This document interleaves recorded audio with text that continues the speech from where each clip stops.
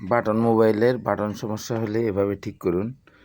দেখেন আমি চেক করতেছি, এখানে *7 4 তিনটা বাটন ধরে না। এরকম যদি কোনো বাটন আপনার মোবাইলে না ধরে, বাটন চাপ দিতেছেন, বাটনের লেখা উঠতেছে না, বাটনগুলো ডিস্টার্ব আছে, এগুলো কিভাবে ঠিক করা হয় এই ভিডিওতে দেখুন। শুরু থেকে শেষ পর্যন্ত দেখলে আপনি নিজেই যে কোনো মোবাইলের বাটন ঠিক করতে পারবেন। দেখেন বাটন ধরে না, তার জন্য মোবাইলটি ব্যাটারি আগে খুলে নেবেন। এরপর একটি স্ক্রুড্রাইভার দিয়ে নাটগুলো খুলে ফেলবেন। আমাদের দিল ইলেকট্রনিক্স চ্যানেলটি সাবস্ক্রাইব করে রাখুন, বেল বাটন অন করে রাখুন, যাতে পরবর্তীতে এরকম ভালো ভালো ভিডিওগুলো আপনারা পেয়ে যান। আমাদের চ্যানেলে এআই ভিডিও সহ মোবাইলের যাবতীয় বা ইলেকট্রনিক্সের সব ধরনের ভিডিও আমাদের দিল ইলেকট্রনিক্স চ্যানেলেই পাবেন। শেয়ার করে রাখুন, যাতে পরবর্তীতে দেখে দেখে আপনারা নিজেরাই কাজ করতে পারবেন। দেখেন এভাবে মোবাইল খোলার পর বাটন সাইড থেকে টান দিয়ে তুলে ফেলবেন। এখানে সাইডে থেকে টান দিলে আপনার বাটন খুলে যাবে, আর সবগুলো বাটন ওয়াশ করলে আপনারা বাটন সম্পূর্ণ টান দিয়ে তুলে ফেলবেন।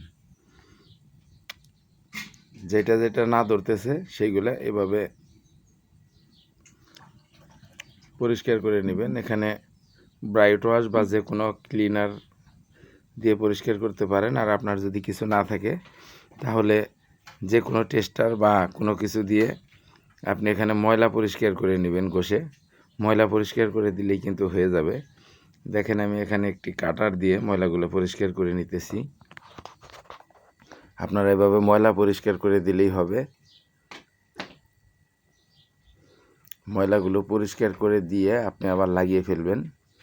দেখেন আমি বাটনগুলো কিভাবে পরিষ্কার করতেছি, এভাবেই, কিন্তু এখানে কোনো লাইন যেন কেটে না যায় সেভাবে কাজ করতে হবে।